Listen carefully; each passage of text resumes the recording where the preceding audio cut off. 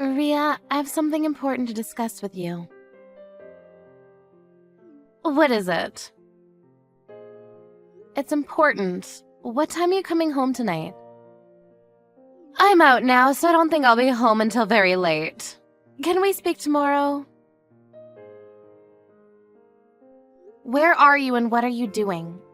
I'd like you to come home as soon as possible so that we can talk. It's really important that we talk tonight. But I told you I'm out. Can't this wait? Or better yet, can you speak to Kevin about it? By the way, are you at the house right now? I am. I'll be waiting for you at my parents' house. I want you to come home as soon as possible. Where's Kevin today? He's still at work and hasn't come home yet. Where are you now? Do I have to tell you that? I don't think that's something that I need to share with you. Where you go is not my business, but if it's not that important, I'd like you to prioritize family today. I'd like you to come home right away. What's going on? If it's so urgent, can't you just tell me now?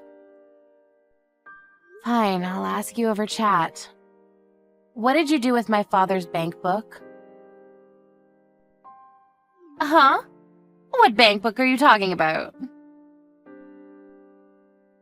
You know what I'm talking about, right? The fact that you're lying about it means that you're guilty. I was shocked to find out what you did, and used all of his money without asking for permission. I have no idea what you're talking about. You're being ludicrous. Can you ask Kevin about it? Don't involve Kevin. We know that you did it on your own. If you're not going to confess, we could just report it to the police.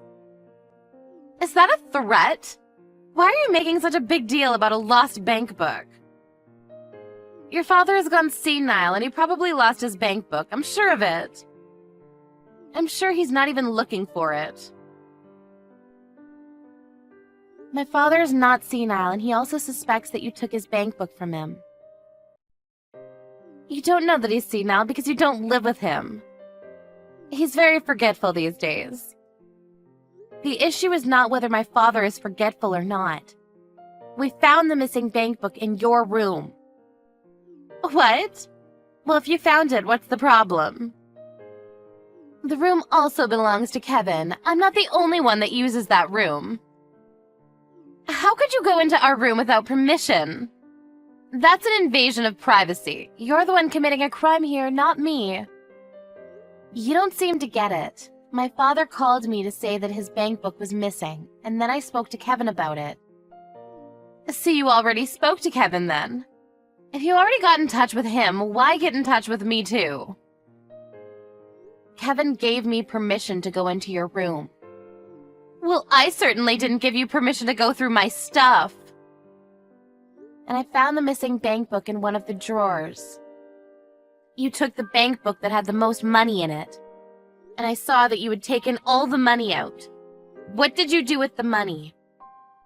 Why are you asking me? I don't know. I'm sure that your father used the money for something and forgot about it. Either way, this has nothing to do with me. I see. If that's how you're going to play it. My father is clearly in distress because of what you did to him. You used up all the money that he had saved for his post-retirement. How many times do I have to tell you? It wasn't me! Don't blame me. You don't have any proof. You need to calm down. I think you're the one that needs to calm down. The way you write your chats isn't a style that is used by most people in their 30s. You need to grow up a little. My friends tell me that I sound young for my age. I'm sure that they're complimenting me. I don't think they're complimenting you. You committed a crime. Even if you're married to my brother, it's a crime if you take a family member's money without their consent. Why do you think I did it? It wasn't me. Who else could it be? This is serious. You committed a crime. I went to the bank with my father. They told us that a woman had come into the bank several times with my father's bank seal and taken out money from the account. They showed me that person's signature and it was your name on the papers. Oh, so you know then. I didn't think the bank would show the signed papers to anyone. Don't they know what client confidentiality means? Well, the account belongs to my father, so I think he has every right to know who took money from his account. What did you use the money for? Why do I need to tell you that? Your father lives on his own, and it's not like he needed the money for anything. He doesn't have to provide for your mother anymore, and Kevin pays some money to your father as rent. So he won't miss any of the money that I spent. It's not like he can take the money with him when he dies. I was just helping him to make good use of his money. You're not making any sense to me. What I mean is there's no point in having all this money if you're not going to use it. Your father should be thanking me for using his money. I really don't understand your logic. It makes no sense to me. You committed a serious crime and I'm going to report it to the police. But this is a family matter. Why do you need to bring the police into this? I live under the same roof as your father, so his things are mine and my things are his. It's okay to share because we're family. The police won't take this seriously. Considering the amount that you stole, this is a big deal.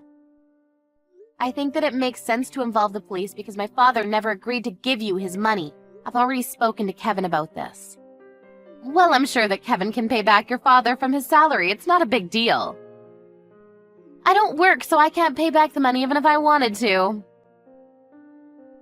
Is this a joke to you? Do you think that this is funny? Like I said earlier, I only spent the money because your father had no use for it. I did him a favor. I'm sure that if your father understands where I'm coming from, he'd want to thank me. So you have no remorse for what you did. You stole money and you have the nerve to say that you did something good? You're unbelievable, you know that? You're not listening to me. I've been listening, but you're not making any sense. And my father tells me that you're always out and never at the house.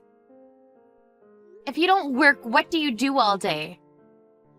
That's not something that I need to share with you. You don't help with the chores at all, so my father's been taking care of the house on his own. You don't even cook for my father or Kevin. They eat takeout every night. Do you even care about their health? Do I have to prepare the meals by myself? I buy their dinner and leave it on the table so they can eat it when they like. What's the problem here? I had no idea that you and your father were saying mean things about me behind my back. I'm very hurt. I know that you're at the casino right now. What? I know that you have a gambling addiction. Kevin told me about it, and he also told me that you promised that you'd stop gambling when you guys got engaged. Kevin believes that you've been keeping your promise to him, but if he knew that you were at the casino right now, what would he think of you? What casino are you at? Fine, I won't deny it. I'm at the casino. I didn't win any money today, so I'm taking a break and chatting with you. You're delusional. Kevin is also crazy for falling in love with you. You were his first serious girlfriend, so he didn't know any better. Kevin loves me for who I am.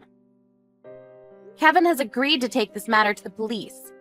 I'm sure that Kevin will talk to you after he gets off work, but he wants to divorce you. So you should be prepared for that. Huh? A divorce? Kevin would never leave me. He loves me too much.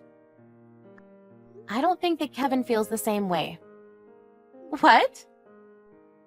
Kevin did love you very much, but when he found out that you stole his father's money, he was shocked to see the least. And if he finds out that you're still gambling, basically he married a liar. So you used our father's hard-earned money on gambling. It's unforgivable. Look, I haven't spoken to Kevin yet, and you're putting words in his mouth. I'm going to clear the air with Kevin when I see him later. You can say what you want, but I won't believe a word that comes out of your mouth. Right back at you. Yeah, whatever. You can make up all the excuses that you want, but I won't believe a word that you say to me. The only thing I ask is that you return the money that you stole and that you move out of the house. I never want to see your face again. I live there. You can't kick me out of my own house. We can't let you back into the house. You might steal something. I'm going to stay with my father and Kevin tonight, so if you want to try to come home, I won't let you in. Why don't you sleep outside, you ungrateful bitch?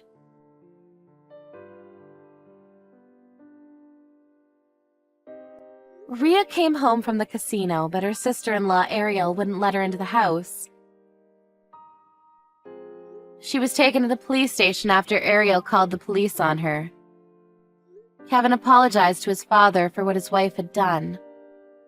After a family discussion, Kevin decided to divorce Rhea and report the stealing of his father's money to the police. Rhea didn't have a place to live, a job, or any savings, so she was desperate to get Kevin to forgive her and take her back. But Kevin no longer wanted anything to do with her and shut her out completely. It seems that a difficult future lies ahead for Rhea.